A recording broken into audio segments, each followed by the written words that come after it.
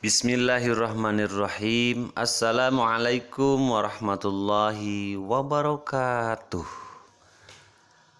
Halo anak-anak, apa kabar semuanya? Sehat-sehat semua? Alhamdulillah, alhamdulillah. Semoga kita selalu ada dalam lindungan serta ampunan Allah Subhanahu wa Ta'ala, sehingga kita selalu sukses dalam menghadapi kehidupan ini. Amin ya Allah ya Rabbal Alamin. Baik, anak-anakku sekalian, sebelum kita memulai pembelajaran kita hari ini, alangkah indahnya kalau kita awali dulu dengan pembacaan basmalah bersama-sama ya. Yuk semuanya bersama-sama. Bismillahirrahmanirrahim. Oke anak-anakku sekalian, silahkan fokuskan dulu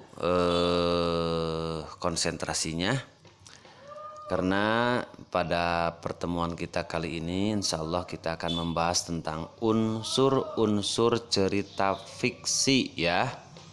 Unsur-unsur cerita fiksi. Nah, unsur itu dari bahasa Arab ya, kalau bahasa kitanya adalah bagian-bagian ya yang terdapat di dalamnya. Nah, ya. Oke, baik. Kita lanjutkan dulu ya. Anak-anakku sekalian, sering kita mendengar kata fiksi atau fiction ya, dari bahasa Latin itu victum. Nah, kalau dalam bahasa Inggris fiction ya, yang artinya membentuk, membuat, mengadakan, dan menciptakan. Sedangkan di dalam bahasa Indonesia, kata fiksi diartikan sesuatu yang dibentuk, sesuatu yang dibuat, atau sesuatu yang diimajinasikan. Diimajinasikan, dibayang-bayangkan. Nah, padahal tidak terjadi gitu, sengaja dibuat-buat gitu. Oke, ya. Anak-anakku sekalian, jadi cerita fiksi itu berarti cerita yang tidak terjadi sebenarnya. Ya. Hanya berupa hayalan. Oke. Cerita fiksi itu ya, ada fiksi, ada non fiksi. Nah, pada semester 1 kalian sudah belajar non fiksi. Oke. Berarti cerita yang sesuai dengan kenyataan, seperti berita, nah ya, peristiwa-peristiwa yang terjadi, nah itu kenyataan terjadinya. Cerita fiksi ini merupakan hayalan dari si penulisnya, bukan kejadian yang sebenarnya. Dengan kata lain, cerita fiksi itu tidak terjadi secara sebenarnya di dunia nyata, tetapi hanya berdasarkan imajinasi, pikiran, atau hayalan seseorang yang menceritakan atau yang menulisnya. Oke? Baik, di sini ada contoh-contoh cerita fiksi. Ada mitos, ada dongeng ya. Cerita fiksi adalah dongeng. Nah, di dalam dongeng itu ada mitos, ada legenda, ada fabel, ada sage, ada jenaka. Nah, kalau dongeng ya. Kemudian dongeng itu ada 5 berarti ya. Mitos, legenda, fabel, sage, jenaka. Nah, kalian boleh searching ya. Apa mitos, apa legenda, apa fabel, apa sage, apa jenaka ya. Boleh. Meskipun nanti akan dibahas. Silahkan kalian lebih paham, kalian bisa browsing-browsing di internet. Kemudian selain dongeng, cerita fiksi itu ada juga hikayat ya. Hikayat ini dari bahasa Arab. Bahasa Arab, hikayat itu sama dengan cerita ya. Nah, pada zaman dahulu, nah gitu. Kalau di si Upin Ipin, atau kisah, nah, cerpen, roman, dan novel. Oke. Jadi contoh cerita fiksi itu ada dongeng, di dalam dongeng itu ada fabel, sage, dan jenaka. Nah, di samping dongeng ada hikayat, ada kisah, ada cerpen, ada roman, ada novel, ya. Baik, kita lanjutkan. Cerita fiksi ini berdasarkan pengertian-pengertian yang tadi, maka kita dapat mengenali apakah sebuah karya fiksi itu benar fiksi. Nah, akan kita ketahui bila kita mengetahui ciri-ciri dari fiksi itu sendiri. Oke. Cerita fiksi sifatnya hanya rekaan, hanya olahan, hanya imajinasi, hanya hayalan oleh si pengarang, dari si pengarangnya itu sendiri. Yang kedua, cerita fiksi itu kebenarannya tidak dapat dipastikan apakah ia benar atau tidak, karena relatif. Kalau relatif bisa iya, bisa tidak. Nah, gitu ya. Yang ketiga, umumnya dalam cerita fiksi bahasanya yang bersifat konotatif atau bukan sebenarnya, ya. Bahasa-bahasa yang digunakan itu bersifat konotatif. Nah, bahasa-bahasa yang tidak sebenarnya terjadi. Banyak menggunakan bahasa-bahasa konotatif, ya, yang bersifat bukan sebenarnya. Yang keempat, cara penulisannya, susunannya, sistematika itu susunannya, ya. Susunan ceritanya itu tidak baku, harus begini. Nah, misalkan kalau kayak dari awal, tengah, akhir, kemudian misalkan cerita awalnya begini, terus begini. Nah, kalau di dalam cerita fiktif seperti sinetron, ya, itu aturannya tidak baku, boleh alur maju mundur, alur campuran dan sebagainya, bebas. Oke. Kemudian biasanya kalau cerita fiksi itu yang jadi targetannya itu menyasar emosi atau perasaan si pembaca atau si penonton. Makanya banyak sekali, kalau apalagi ibu-ibu kalau nonton film atau nonton sinetron itu suka ngambek-ngambek sambil nontonnya. Nah, itu berarti ceritanya fiksi karena tidak masuk logika gitu. Nah, seharusnya begini, nah, kebenarannya begini gitu, ya. Makanya banyak sekali ibu-ibu yang nonton cerita-cerita fiksi di dalam sinetron emosi gitu. Nah, gitu ya. Itu karena mengapa? Karena sasaran cerita fiksi itu bagaimana caranya si penonton atau si pembaca itu jadi emosi, perasaannya jadi tergugah, ya, baik sedih, memusingkan, menjengkelkan. Nah, itu bersifat seperti itu. Kemudian di dalam cerita fiksi sama ada pesan yang ingin disampaikan atau amanat tertentu dari si pengarang atau dari si penulis cerita tersebut. Oke? Ya. Kita lanjut. Unsur-unsur cerita fiksi. Di dalam cerita fiksi ada unsur intrinsik, ada unsur ekstrinsik, ya. Kalau unsur intrinsik sama dengan cerita non fiksi. Ada temanya, ada tokohnya, ada alurnya, ada konflik yang terjadi, kemudian ada klimaks, ujung cerita atau puncak kejadiannya bagaimana, itu klimaks, ya. Ada latarnya, ada amanatnya, kemudian ada sudut pandangnya. Nah, coba kalian sudah dengarkan ini dari mulai kelas 4, ada tema, tokoh, alur, ya. Apa itu tema, gagasan atau ide dasar yang menjadi landasan suatu karya sastra terkandung dalam teks, ya. Temanya menceritakan tentang apa ini teh, gitu, ya.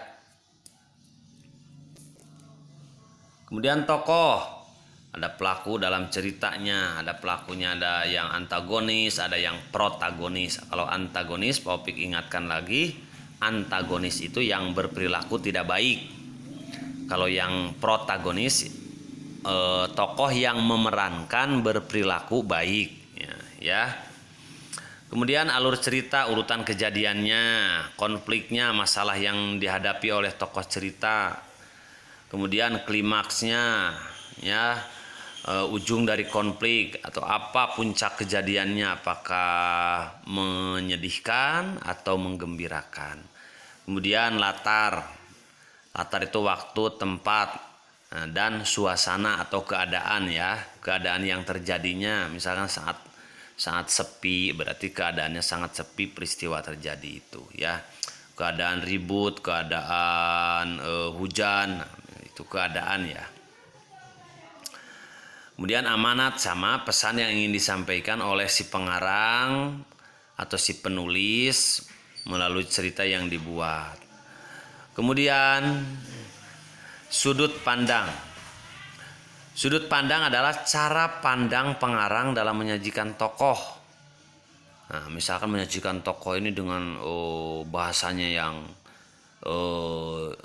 kasar, kemudian menyajikan sudut pandang tokohnya itu yang lemah lembut. Nah, misalkan yang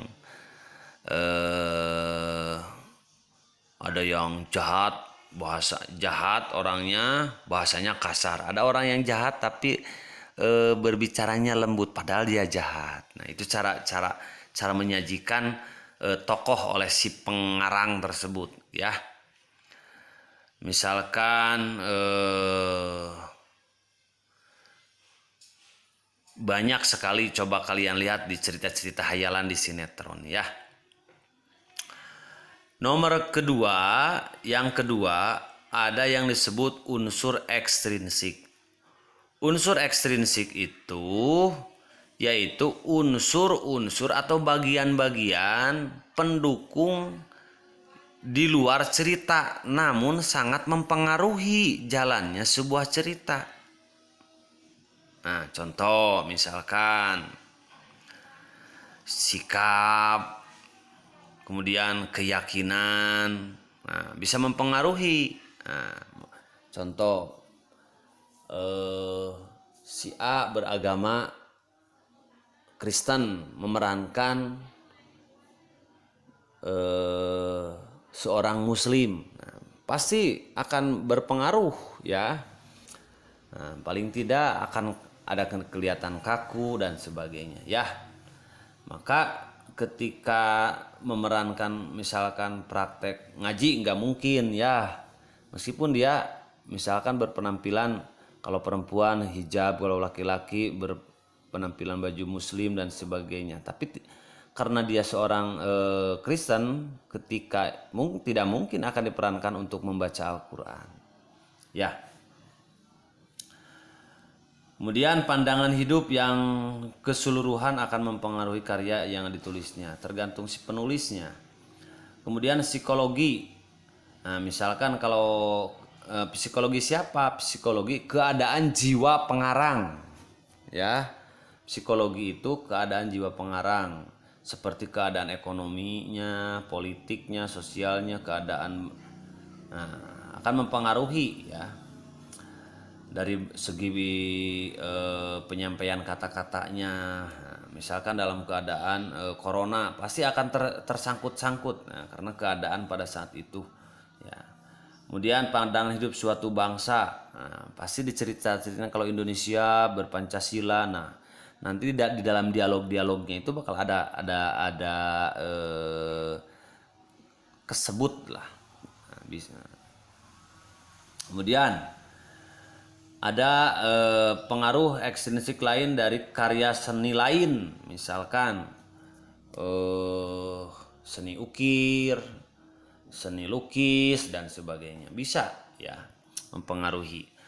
Kaidah kebahasaan, nah, boleh, nah, bisa dipengaruhi. Misalkan kalau si pengarang itu berlogat Madura, nah, maka pasti akan ada kata logat Madura, Medan atau misalkan Padang dan sebagainya, ya Sunda dan sebagainya. Itu ya. Jadi Jawa. Nah, maka unsur-unsur tersebut akan masuk ke dalam cerita tersebut. Nah, ya. Baik. Anak-anakku sekalian, nah di sini ada di pembelajaran 2 menuliskan tokoh utama dan tokoh tambahan dalam teks fiksi. Ini sangat mudah. Kalian tinggal baca tokoh utamanya siapa, tokoh tambahan, pemeran utama ya.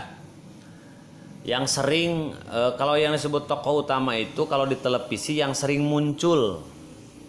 Ya, yang sering muncul di layar. Kalau di buku berarti yang sering berbicara atau berdialog itu adalah tokoh utama yang sering dimunculkan dalam teks.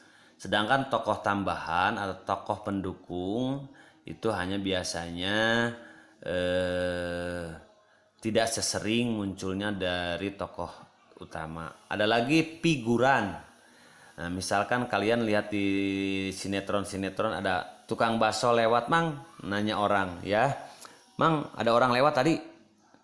Si tukang bakso menjawab, enggak ada. Nah, si tukang bakso itu hanya satu kalinya muncul.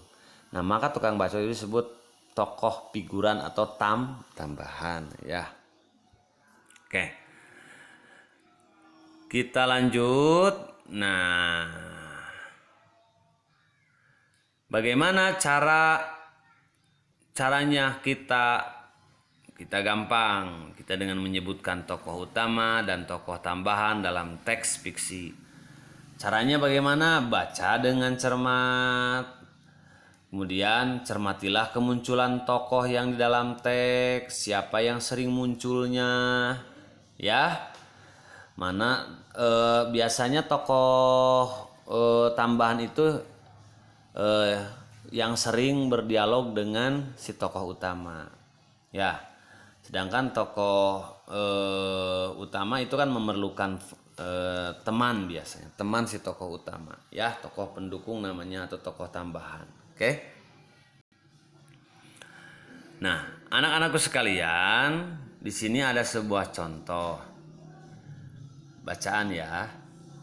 Fitri seorang anak perempuan berumur 11 tahun. Fitri termasuk anak yang badannya tidak kurus dan tidak gemuk. Fitri memakai kacamata dan kerudung. Fitri memiliki teman bernama Komang.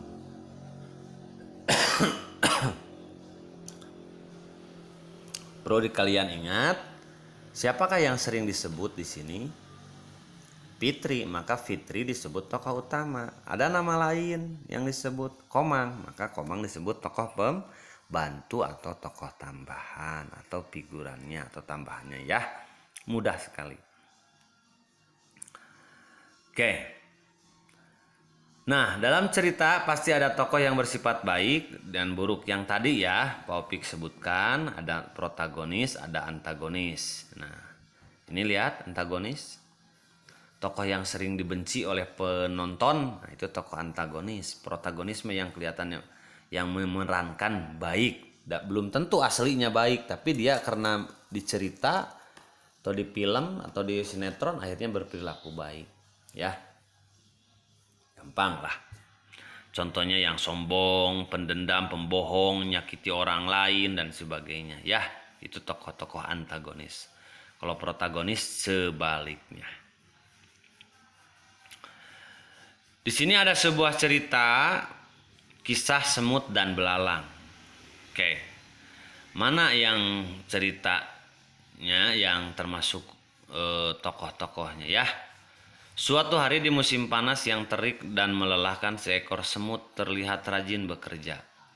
Ia mengumpulkan makanan. Ia mencari dan mengangkut bahan makanan yang ia temukan untuk dikumpulkan dan disimpan dalam lubungnya.